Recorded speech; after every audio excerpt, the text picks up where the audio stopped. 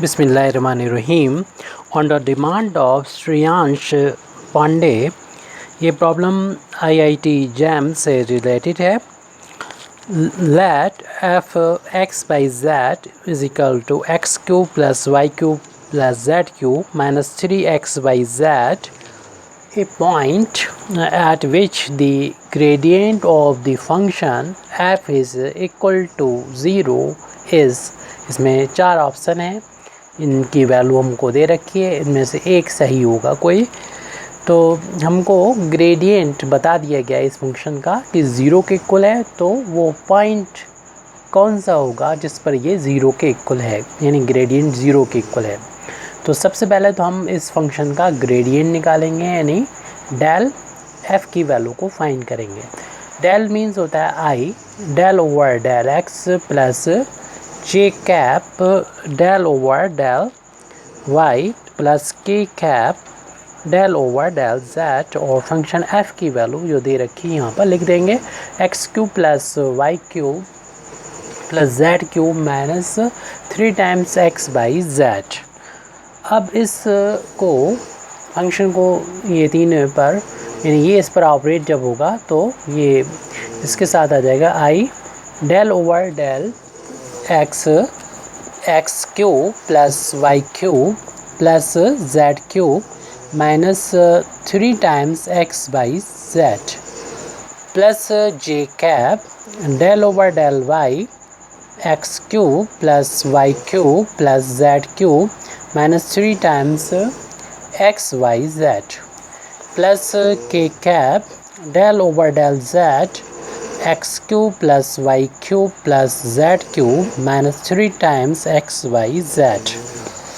अब यहाँ पर पार्शियल डिफरेंशिएशन करना है इस फंक्शन का एक्स के रिस्पेक्ट में, और पार्शियल डिफरेंशिएशन जब करते हैं तो एक्स ही वेरिएबल होगा, बाकी सब कांस्टेंट होंगे। तब इसका एक्स क्यू का डिफरेंशिएशन करेंगे तो पावर आगे, और जितनी पावर होगी इसमें से एक कम यानी 2 बचेगा, और क्योंकि एक्स के लिए वाई कांस्टेंट है तो इनका तो 0 हो जाएगा। ये माइनस 3 वाई जेड कॉन्स्टेंट हैं तो बाहर आ जाएंगे इंटू में, और एक्स का एक्स के रिस्पेक्ट में डिफरेंशिएशन 1। जिस तरीके से हमने ये किया है वैसे ही नेक्स्ट वाला डायरेक्ट लिख देंगे, यानी 0 plus 3 y square minus plus 0 और फिर माइनस का 3x जेड और y का y के रिस्पेक्ट में डिफरेंशिएशन 1। लास्ट के कैप, और जब हम z के रिस्पेक्ट में डिफरेंशिएशन करेंगे तो एक्स वाई का डिफरेंशिएशन तो 0 हो जाएगा, एक्स वाई कॉन्स्टेंट है, और इसका करेंगे तो 3z² हो जाएगा माइनस 3x वाई कॉन्स्टेंट बाहर, और z का z के रिस्पेक्ट में डिफरेंशिएशन 1। तो हम में मिले वैल्यू यहाँ पर 3 कॉमन आ रहा है, तो 3 कॉमन लेने के बाद बच रहा है x² माइनस वाई जेड, और ये i को कॉफिशेंट, ऐसे j को कॉफिशेंट हो जाएगा 3 टाइम्स y² माइनस zx, और प्लस ये j को कॉफिशेंट हो गया था, और k को coefficient 3 times z² minus xy, और ये k को कॉफिशेंट है। और हमको बता दिया गया है सिंस ग्रेडियंट जो है वो 0 के बराबर है, हमें वो पॉइंट बताना है किस पॉइंट पर ये ग्रेडियंट जो है वो 0 के बराबर है। तो इस ग्रेडियंट को हमने 0 यानी 0 वेक्टर के बराबर पुट कर दिया, यानी इस वैल्यू को 0 के बराबर पुट कर दें। और जब 2 वेक्टर आपस में इक्वल होते हैं तो उनके करस्पॉन्डिंग कंपोनेंट भी इक्वल होते हैं। तो हम लोग जानते हैं 0 वेक्टर को किस तरीके से लिख सकते हैं। 0 वेक्टर को अगर 3 कंपोनेंट यानी आई जे के की फॉर्म में लिखना है तो 0i प्लस 0j और प्लस 0k लिखेंगे, और करस्पॉन्डिंग यानी i को कॉफिशेंट यहाँ पर 3 times x² minus y Z, और यहाँ पर i का कॉफिशेंट 0 है, इक्वल हो जाएगा। इसी तरीके से j का coefficient 3 times y² minus z x, यहाँ पर भी 0 के बराबर हो जाएगा, 3 times z² minus x Y, और इधर भी 0 के बराबर हो जाएगा। 3 से डिवाइड करने पर हमारे पास x² माइनस वाई जेड की वैल्यू 0 के इक्वल मिल रही है, और y² माइनस जेड एक्स की वैल्यू 0 के इक्वल। 3 से डिवाइड करने पर z² minus x y equal to 0 के इक्वल।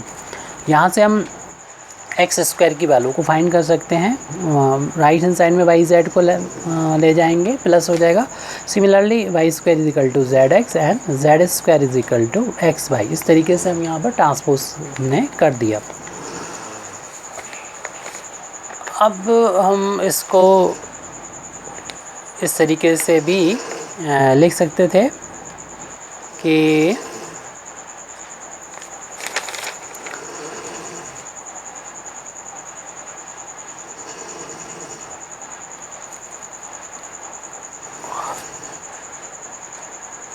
इक्वेशन नंबर, मतलब ये अगर इक्वेशन समझिए हम, इक्वेशन नंबर 1, 2 और 3 इसको हम डाल देते हैं।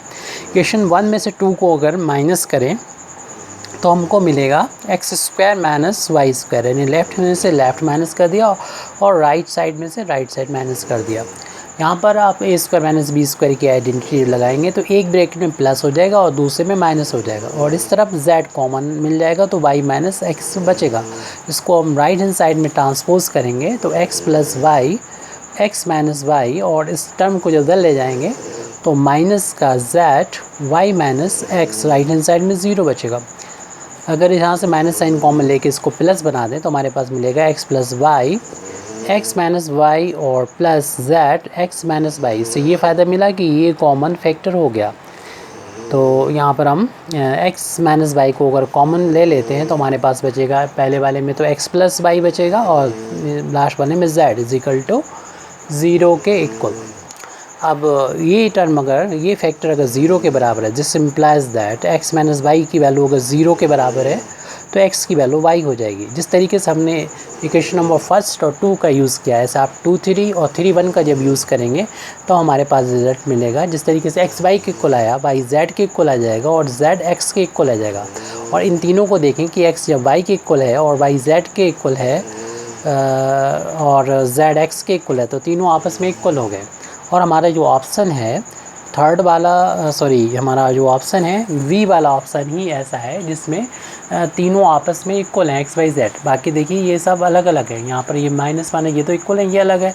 ऐसे ही हर एक में ये दोनों इक्वल हैं, ये अलग है, और इसमें ये दोनों इक्वल हैं, ये अलग है। लेकिन हमारा बी वाला ऑप्शन सही है जिसमें सभी इक्वल आ रहे हैं, तो इसलिए हमारा ये ऑप्शन हो जाएगा।